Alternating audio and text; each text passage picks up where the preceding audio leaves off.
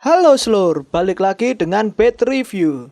Di sini saya akan melanjutkan cerita tentang anime Kaifuku Jujutsu no Yarinaoshi episode ke-8. Di mana anime ini menceritakan tentang pahlawan pemulih yang ingin melakukan pembalasan dendam kepada pahlawan lainnya di kehidupan sebelumnya. Terlihat seorang wanita sedang mengendap-endap dan bersembunyi di sebuah rumah. Seorang perempuan tersebut tidak lain adalah Raja Iblis. Ketika Raja Iblis bersembunyi, terlihat bola merah yang menghampirinya. Seketika Raja Iblis membentangkan sayapnya, dan bola merah tersebut masuk ke sayapnya. Dan tiba-tiba Raja Iblis menangis serta meminta maaf. Dan masuklah ke intro.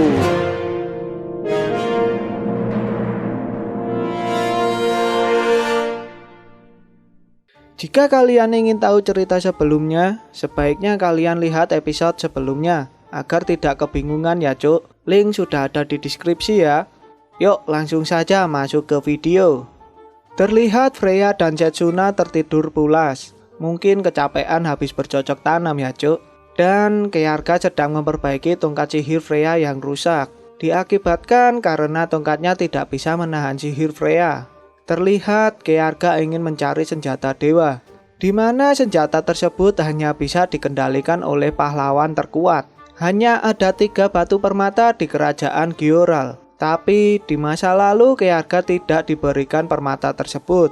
Tetapi jika Keyarga mendapatkan batu permata tersebut, dirinya mempertanyakan senjata apa yang akan muncul.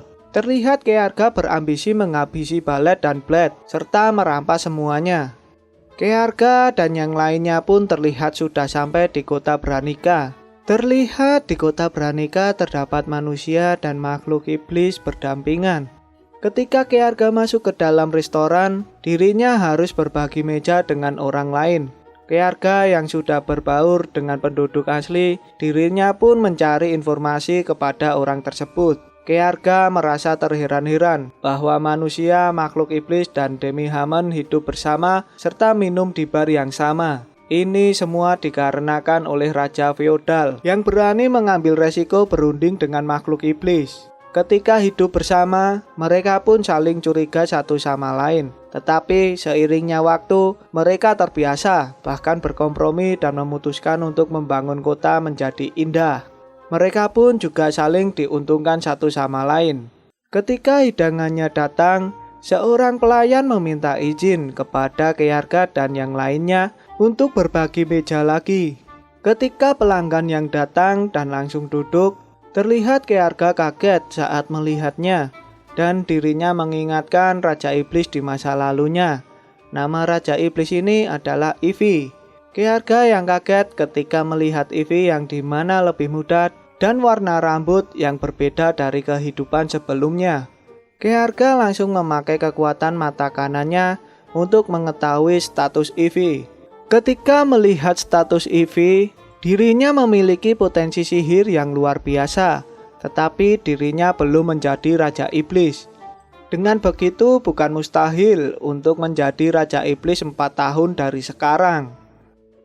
Ketika Keyarga mendengarkan cerita tentang Raja Iblis yang tidak tahu bentuknya, seketika Keyarga menunjuk Ivy yang duduk di sampingnya.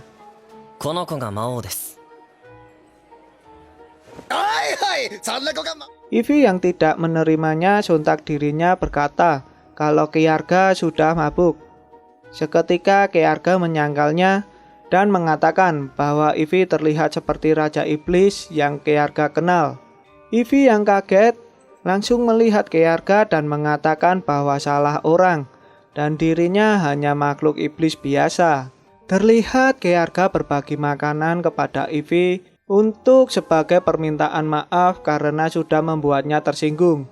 Ivy yang menolak tawaran Keyarga, terlihat Setsuna dan Freya membujuk Ivy dan akhirnya Ivy dengan berat hati menerima makanan yang sudah diambil oleh Keyarga. Saat menerima makanan, seketika Ivy menanyakan kenapa Keyarga bilang kalau Ivy adalah Raja Iblis. Sontak Keyarga menjawab bahwa dirinya pernah melihat Raja Iblis dengan rambut perak, mata merah tua, serta sayap hitam yang bersinar sangat cantik.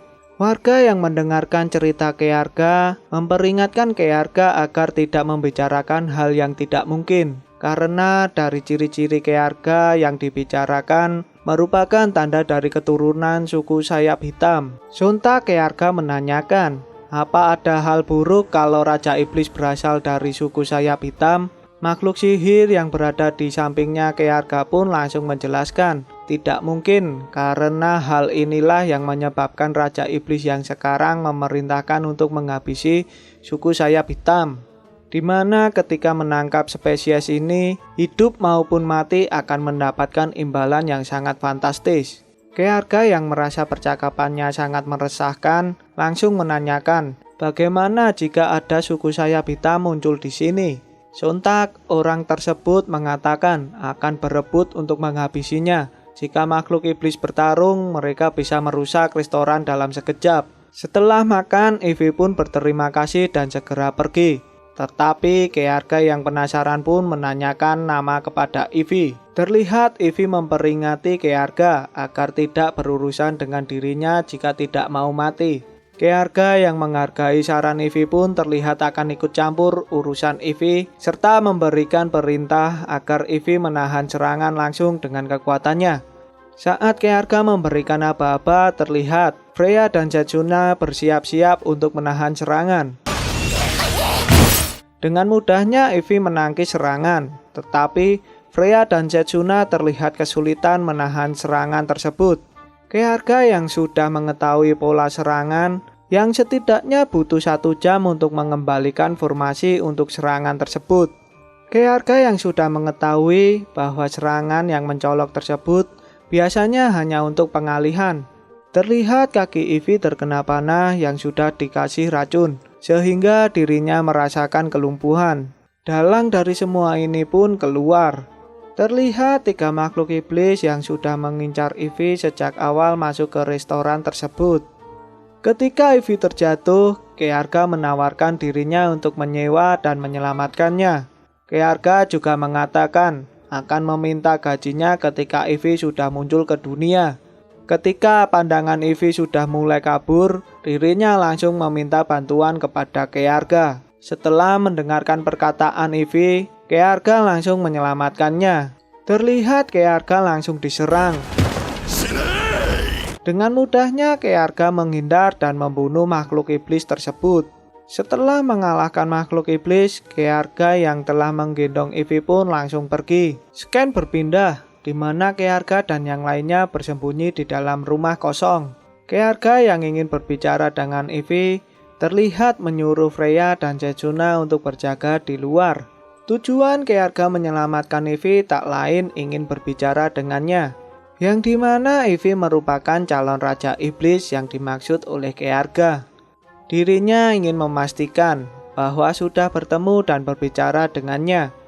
Mungkin ini bukan candaan untuk Ivy. Ivy yang membenarkan bahwa 30 tahun lalu Raja Iblis dari suku sayap hitam. Tetapi umur keluarga yang masih muda membuat Ivy tidak percaya kepadanya.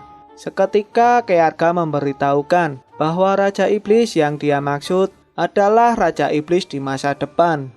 Terlihat keluarga menggunakan kekuatan mata kanannya dan menceritakan bahwa 4 tahun lagi keluarga akan bertemu dengan Raja Iblis dan Ivy orangnya. Ivy yang tidak percaya terlihat bicara keluarga seperti sebuah candaan. Karena Ivy yakin makhluk iblis biasa tidak ada yang bisa melakukannya. Untuk meyakinkan Ivy, keluarga memperlihatkan tanda pahlawan yang ada pada tangan kanannya. Saat melihat tanda di tangan keluarga, Ivy pun terlihat kaget dan berubah ke mode tempurnya. Terlihat keluarga memakai mata kanannya untuk melihat status Ivy, yang dimana Ivy bisa menggunakan sihir cahaya dan kegelapan serta sihir pemanggil. Hal ini membuat Ivy menjadi kandidat Raja Iblis. Keluarga yang tidak ingin bertarung menyuruh Ivy untuk mendengarkan bahwa memang benar keberadaan pahlawan untuk membunuh makhluk iblis. Tetapi keinginan keluarga untuk hidup berdampingan dengan makhluk sihir. Keluarga yang mengetahui semua tentang Ivy, Raja Iblis yang sebelumnya dari suku sayap hitam, tapi Raja Iblis yang sekarang dari suku berbeda.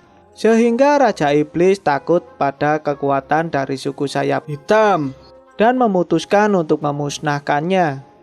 Ketika keluarga menawarkan kerjasama, seketika Ivy menolaknya karena dirinya sama sekali tidak percaya dan mengandalkan pahlawan. Ketika Ivy mau pergi, terlihat keluarga meyakinkan Ivy lagi. Terlihat keluarga memberitahukan tentang kekurangan Ivy. Ivy yang tak terima perkataan keluarga terlihat dirinya marah. Dengan kondisi sekarang, sayap hitam Ivy akan menjadi lebih semakin berat. Karena jiwa dari suku sayap hitam yang dibunuh bersemayam di sayap Ivy. Ivy pun kaget mendengar perkataan keluarga, langsung menanyakan tujuan keluarga. Ivy yang kehilangan teman dan penjaganya, dirinya hanya bisa berlari. Seketika keluarga meminta Ivy agar mengikuti dan akan melindunginya, serta menutupi kekurangannya. Jika Ivy bersedia, keluarga menyuruh untuk membunuh Raja Iblis dan menjadi Raja Iblis yang baru. Dengan begitu, suku sayap hitam akan tertolong dan dapat membalaskan dendam.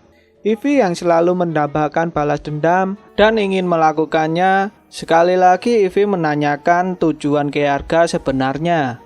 Karena Ivy tahu bahwa keluarga bukan orang yang mau melakukan sesuatu hanya demi keadilan.